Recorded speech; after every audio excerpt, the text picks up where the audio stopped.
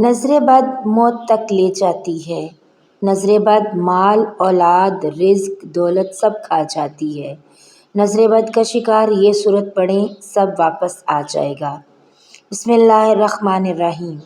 شیطان انسان کو جن راہوں سے گمراہی کی طرف لے جاتا ہے اس میں جادو زری عمل ہے جسے خالصتاً شیطانی عمل قرار دیا گیا ہے۔ جادو کے لیے عربی زبان میں سحر کی اصطلاح کی جاتی ہے۔ قرآن و سنت میں سحر یعنی جادو ایسے عمل کو کہا جاتا ہے جس میں شیاطین کو خوش کر کے ان کی مدد حاصل کی گئی ہو۔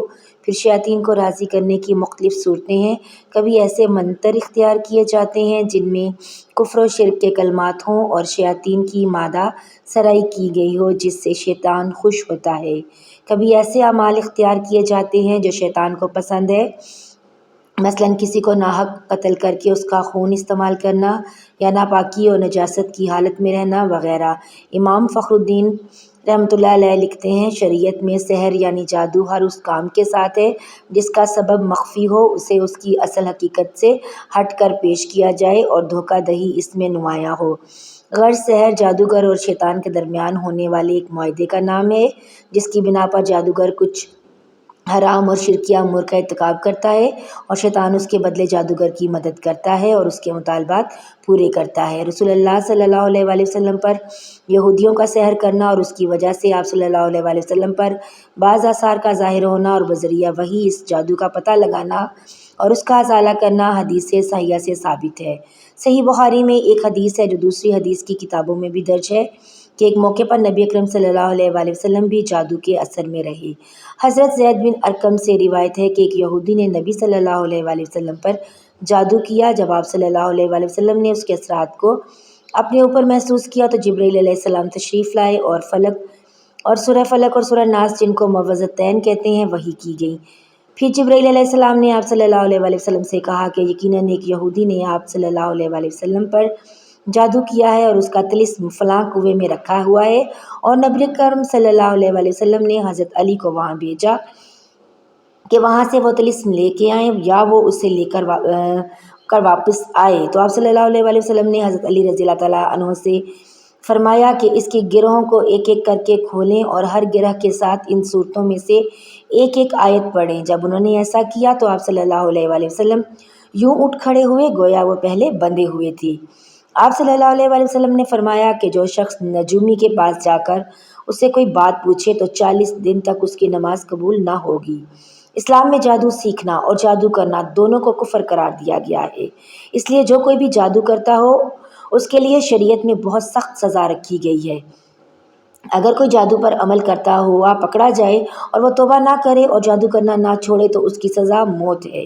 اس قانون کی بنیاد اللہ کے رسول صلی اللہ علیہ وآلہ وسلم کی یہ حدیث ہے جس کے راوی حضرت جندب بن عقاب رضی اللہ تعالیٰ عنہ ہیں کہ نبی اکرم صلی اللہ علیہ وآلہ وسلم نے فرمایا، جادوگر کے لیے مقرر کردہ سزا یہ ہے کہ اسے تلوار سے قتل کر دیا جائے۔ اس قانون پر خلفائے راشدین نے سختی سے عمل کیا۔ انسان جادو کی وجہ سے بڑے بڑے خطرات سے دوچار ہو سکتا ہے، اس لیے کسی بھی دن معوذتین اور مسنون دعاؤں سے سستی اور کاہلی نہ برتی جائے، حتیٰ کہ بعض اوقات انسان کو جادو کے ذریعے قتل تک کر دیا جاتا ہے۔ کالا جادو کرنے والے ایسے بھی ہوتے ہیں جو جیتے جاگتے انسان کو موت کی نیند سلا دیتے ہیں۔ یہ بات یقینی ہے کہ موت کا ایک وقت مقرر ہے اور وہ اسی مقررہ وقت پر ہی آئے گی، لیکن جس طرح ظاہری طور پر انسان کا قتل ہو جانا سبب کا درجہ رکھتا ہے، اسی طرح جادو کے ذریعے بھی سبب کے درجے میں قتل کیا جا سکتا ہے۔ از روئے شریعت کسی پر جادو کرنا یا کرانا کفر ہے اور اس کا کرنے والا اور کرانے والا دونوں دائرہ اسلام سے خارج ہے۔ اگر کسی مسلمان نے یہ عمل کیا یا کرایا تو اسے چاہیے کہ فوراً اپنے ایمان کی تجدید کرے، اور اگر وہ شادی شدہ ہے تو اپنے نکاح کی بھی تجدید کرے۔ مختصر یہ کہ جادو خالصتاً ایک شیطانی عمل ہے جس سے بچنا، دور رہنا اور مکمل اجتناب کرنا ایمان اور شریعت دونوں کا بنیادی تقاضا ہے۔ جادو جب بھی کسی انسان پر ہوتا ہے تو اس کی واضح علامات یوں ہوتی ہیں۔ بہت ہی کم ایسا ہوتا ہے کہ کسی پر جادو ہو اور اس میں کوئی علامت بھی نہ پائی جائے۔ یاد رہے کہ یہ علامات بکثرت بار بار ظاہر ہوتی رہتی ہیں۔ جادو کی علامات ہر مرحلے میں مختلف ہوتی ہیں۔ نیند میں جادو کی علامات میں سے چند ایک یہ ہیں: ہوا میں اڑنا، سمندر، پہاڑ دیکھنا، درندے، شیر، کتا، جنگلی جانور، سانپ، بچھو، چھپکلی، بلی، قربانی کے جانور اور بڑا گوشت دیکھنا، بندر، بیل، اونٹ، خنزیر وغیرہ کو دیکھنا، نیند میں رونا، چیخنا یا ہنسنا، آوازیں دینا، جھٹکے لگنا جیسے کسی نے پکڑ کر ہلایا ہے، کسی کو اپنا پیچھا کرتے ہوئے دیکھنا، خوف زدہ ہو کر بھاگنا، برہنہ مناظر دیکھنا، کسی کے ساتھ جنسی زیادتی محسوس کرتے ہوئے دیکھنا، ڈراؤنی شکلیں دیکھنا، بلند جگہ سے گرتا ہوا دیکھنا، نیند کا کچا ہونا، نیند میں سختی کے ساتھ ہونٹ چبانا، انسانی غلاظت دیکھنا، قبریں، مردے دیکھنا، کھنڈرات میں خود کو دیکھنا، ویران جگہوں پر دیکھنا، اونچے، لمبے یا چھوٹے قد کے سیاہ رولے دیکھنا، جاگنے کے بعد خواب بھول جانا، سوتے میں دیکھنا کہ کوئی چیز کھلائی جا رہی ہے اور جاگنے کے بعد اس کو محسوس کرنا کہ کچھ کھلایا ہے، عیسائیوں کے گرجے، صلیب کے نشان، پادری وغیرہ یا کسی مخصوص دین کے شعار دیکھنا۔ جاگتے ہوئے جادو کی علامات یہ ہیں کہ جاگنے کے بعد جسم کا درد کرنا، بہت تھکاوٹ محسوس کرنا، طبیعت میں چڑچڑاپن، تنہائی پسند ہو جانا، چھوٹی چھوٹی باتوں پر شدید غصہ آنا، غلطی اپنی بھی ہو تب بھی اقرار نہ کرنا، رشتہ داروں، گھر والوں اور دوست احباب سے بلا وجہ اچانک بڑے بڑے جھگڑے پیدا ہو جانا، بہت زیادہ شکوک پیدا ہو جانا، ازدواجی معاملات بگڑ جانا، ہر وقت یہ محسوس ہونا کہ کوئی دیکھ رہا ہے، کوئی میرے ساتھ ہے، انجانا سا خوف کہ گھر سے نکلا تو مر جاؤں گا، موت کے وسوسے آنا کہ آج مر جاؤں گا، بہت زیادہ بے چینی، شدید غصہ، اٹھ کر بھاگ جانے کو دل کرنا، شدید نیند آنا، پیٹ اور چہرے کا پھولا ہوا محسوس ہونا، بازو، ٹانگ وغیرہ کا سختی سے اکڑنا، کندھے اور سر میں شدید بوجھ محسوس کرنا، معدے میں درد محسوس کرنا جیسے کوئی چیز گیند کی شکل میں گھوم رہی ہے، غیر ارادی طور پر تیزی سے حرکات کرنا، جسم کا گرم ہونا، دم کے بعد یوں لگنا جیسے کسی نے سارے جسم کی ڈنڈے سے پٹائی کی ہے، یا اپنے آپ کو بہت ہلکا پھلکا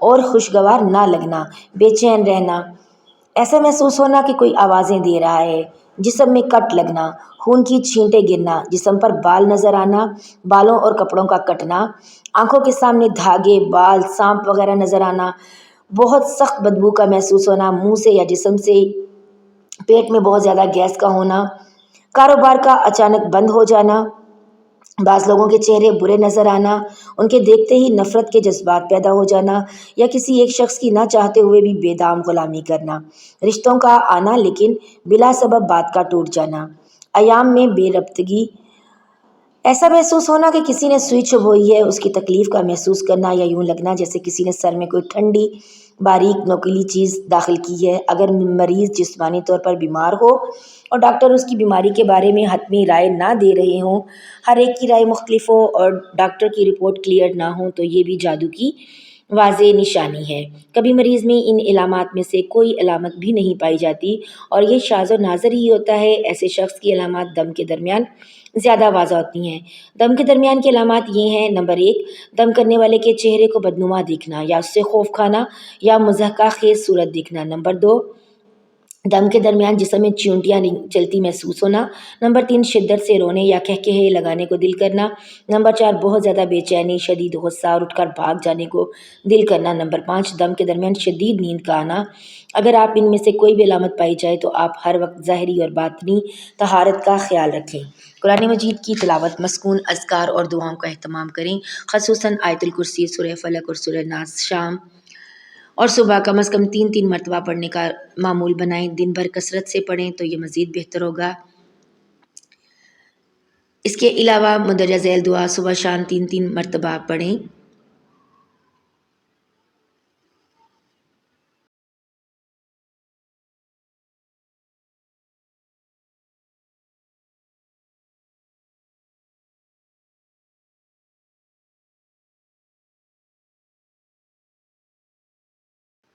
حضور صلی اللہ علیہ وآلہ وسلم پر بھی جادو کا اثر ہوا۔ مدینہ میں ایک جادوگر تھا جس کا نام لبید تھا۔ ایک بار مدینہ کے بہت سے یہودی اس جادوگر کے پاس آئے اور کہنے لگے کہ اے لبید، تم تو دیکھ ہی رہے ہو کہ یہ محمد کیسے اپنے دین کو پھیلاتے جا رہے ہیں۔ ہم لوگوں نے بہت کوشش کی کہ محمد صلی اللہ علیہ وآلہ وسلم پر جادو کر کے انہیں ان کے کام سے روکیں، لیکن ہم اس میں کامیاب نہ ہو سکے۔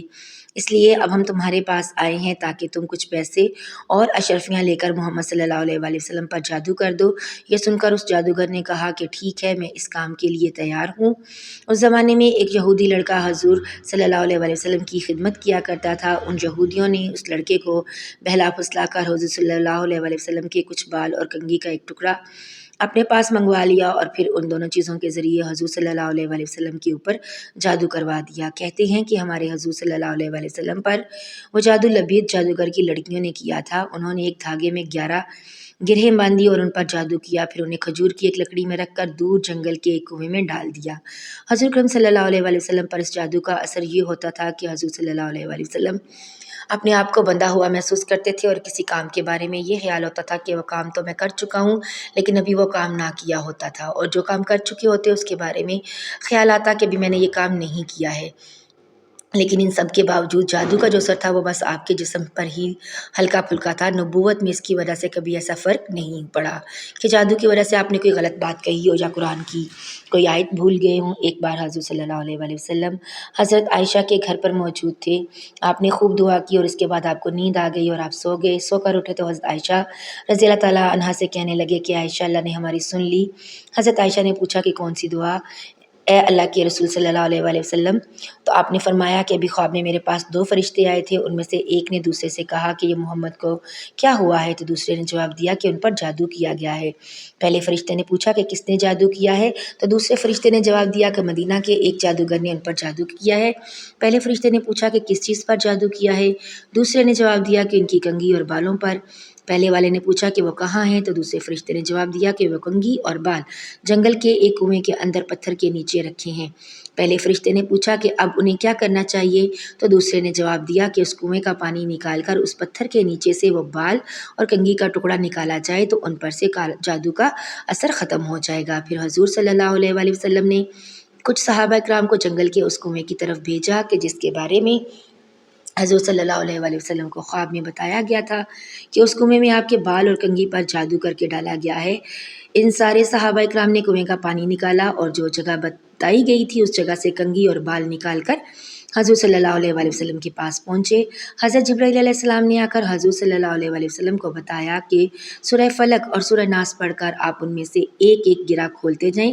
پھر حضور صلی اللہ علیہ وآلہ وسلم نے سورہ فلق اور سورہ ناس پڑھ کر ایک ایک گھاٹ کو کھولا یہاں تک کہ وہ 11 گرہ کھل گئیں، اور پھر آپ صلی اللہ علیہ وآلہ وسلم نے ایسا محسوس کیا جیسے میرے اوپر سے کوئی بوجھ اتر گیا ہو۔ ان سب کے بعد لبید جادوگر کو بلایا گیا اور اس سے پوچھا گیا تو اس نے اپنے جرم کا اقرار کیا کہ ہاں میں نے ہی آپ صلی اللہ علیہ وآلہ وسلم پر جادو کیا تھا۔ حضور صلی اللہ علیہ وسلم نے اسے معاف کیا اور کوئی سزا نہ دی۔ حضور صلی اللہ علیہ وسلم پر جادو کا اثر اللہ کے حکم سے ہوا تھا، کیونکہ حضور صلی اللہ علیہ وآلہ وسلم بھی ایک انسان تھے، لیکن نبوت پر کوئی اثر نہ پڑا۔ نظر بد کیا ہے؟ نظر بد بھی ایک حقیقت ہے، جادو کی طرح کی جاتی ہے، اور ایک حدیث کے مطابق آپ صلی اللہ علیہ وسلم نے فرمایا میری امت کی 10 میں سے 7 اموات نظر بد کی وجہ سے ہوں گی۔ اور ایک صحابی ننگے بدن نہا رہے تھے تو دوسرے صحابی نے ان کی تعریف کی، ان کی طرف دیکھا تو وہ ایک پھسلے اور ان کی موت ہوگی۔ تو نبی صلی اللہ علیہ وآلہ وسلم نے کہا کہ انہیں نظر بد لگی ہے، تو نظر بد بھی ایک حقیقت ہے، لیکن اس کا علاج کیا ہے؟ اس حوالے سے آیت ہے کہ کل المومنین یغضضوا من ابصارہم ویحفظوا کہہ دیجئے کہ مومن مردوں سے اپنی نظروں کی حفاظت کرے، شرمگاہ کی حفاظت کرے۔ نظروں کو جھکانے سے مراد صرف یہ نہیں کہ جب آپ کوئی غلط چیز نظر آئے تو نظریں جھکائیں یا عورت سے نظریں جھکائیں، وہ بھی ہیں، لیکن علماء یہ بھی کہتے ہیں کہ نظریں جھکانے سے مطلب یہ ہے کہ جب آپ کسی پہ نظر زیادہ ڈالیں اور ماشاءاللہ نہ کہیں تو پھر وہ حسد بن جاتا ہے، اور حاسد سے پناہ مانگی گئی ہے۔ اس لیے جب آپ کو کوئی خوبصورت چیز یا انسان نظر آئے تب بھی اپنی نظروں کو جھکا لو۔ اگر کسی پہ زیادہ نظریں ڈال رہے ہو اس کی نعمت پہ اور تمہارے دل میں خواہش پیدا ہو رہی ہے کہ میرے پاس بھی یہ نعمت ہو، تو پھر بھی اپنی نظریں کو جھکا لیا کرو۔ یہ اب دیکھیں بہت سے سوال آتے ہیں کہ مجھ پہ کالا جادو ہو گیا ہے، اور پاکستان میں تو یہ مذاق ہی بن گیا ہے، ہر بندہ سمجھتا ہے کہ اس پہ کالا جادو ہے، اور آگے سے بتانے والے بھی وہ کہتے ہیں کہ جی تم پہ کالا جادو ہے۔ یہ چیز بھی سمجھ لیں کہ کالا جادو ہونا کوئی آسان چیز نہیں ہے، یہ کوئی کھیل تماشا نہیں ہے کہ ہر بندے پر کالا جادو ہو گیا ہے، اور ہر بندہ کالے جادو کے اثر میں نہیں آتا۔ اس لیے آپ کو کچھ علامات بتاتے ہیں کہ جو علماء کی بتائی گئی ہیں۔ نظر بد کی علامات تو یہ ہیں کہ ضرورت سے زیادہ جمائیاں آنا، آپ سوئے ہیں بہت زیادہ پھر بھی جمائیاں آ رہی ہے، یا بیٹھے بیٹھے تھک جانا، یا بیٹھے بیٹھے نیند کا غلبہ طاری ہو جانا، اور ہر وقت سستی کا شکار رہنا، اور بہت زیادہ بیمار ہونا، سر میں بہت زیادہ درد رہنا، میڈیکل بھی ہو سکتا ہے، لیکن نظر بد کے آثار بھی ہوتے ہیں۔ یہ نظر بد کی کچھ علامات ہیں۔ اب بات کرتے ہیں کہ اس کا علاج کیا ہے۔ رسول اللہ صلی اللہ علیہ وآلہ وسلم نے کہا کہ اگر تمہیں پتہ ہے کہ کس کی نظر لگی ہے تو تم اس کو کہو وضو کرو، اور اس کے وضو کے پانی سے تم نہاؤ دوسرے پانی میں مکس کر کے۔ اگر نہیں پتہ کہ کس کی لگی ہے تو پھر اپنے ہی وضو کے پانی سے نہاؤ، اور اس کا بہترین علاج تو اذکار ہیں، سورہ فلق اور سورہ ناس۔ یہ اللہ تعالیٰ نے 11 آیات نبی کریم صلی اللہ علیہ وآلہ وسلم پر نازل کی، جنہیں موضتین کہتے ہیں، یعنی جڑی ہوئی چیز۔ اب بات کرتے ہیں کالا جادو۔ کالا جادو کی جو علامات ہیں، پہلی چیز، کالا جادو بہت ہی مشکل ہے، جو بڑی مشکل سے ہوتا ہے، آسان چیز نہیں ہے، بڑی محنت کرنی پڑتی ہے، جنات کو، جادوگروں کو اچھی خاصی محنت کرنی پڑتی ہے۔ پہلی چیز یہ ہے کہ وہ ہوتا کب ہے، اور جب انسان خود موقع دیتا ہے، جب انسان کا ایمان کمزور ہوتا ہے تو شیاطین کو بڑا چانس مل جاتا ہے۔ نمبر 2، جو شخص نمازیں نہیں پڑھتا ہے، ایسی صورتحال میں شیاطین کو موقع مل جاتا ہے۔ نمبر 3، جب انسان بہت زیادہ گندگی میں رہتا ہے، بہت زیادہ غلیظ حالت میں، طہارت نہیں کرتا، تو ظاہر ہے موقع مل گیا شیاطین کو۔ عورتوں کے حوالے سے حیض و نفاس کا جو خیال نہیں رکھا جاتا، بے پردگی اس کی بہت بڑی وجہ ہے جنات کے اثر کی، لیکن بہرحال پھر بھی بڑا مشکل ہوتا ہے۔ اب اس طرح جادوگروں کے مختلف طریقے ہیں کہ بکرے کی سری ملتی ہے اور اس طرح خواب آتے ہیں وغیرہ وغیرہ، خون کے چھینٹے نظر آتے ہیں، آپ کو خواب میں چپکلی یا موذی جانور، شیر، سانپ اونچائی سے گرتے ہوئے دیکھیں۔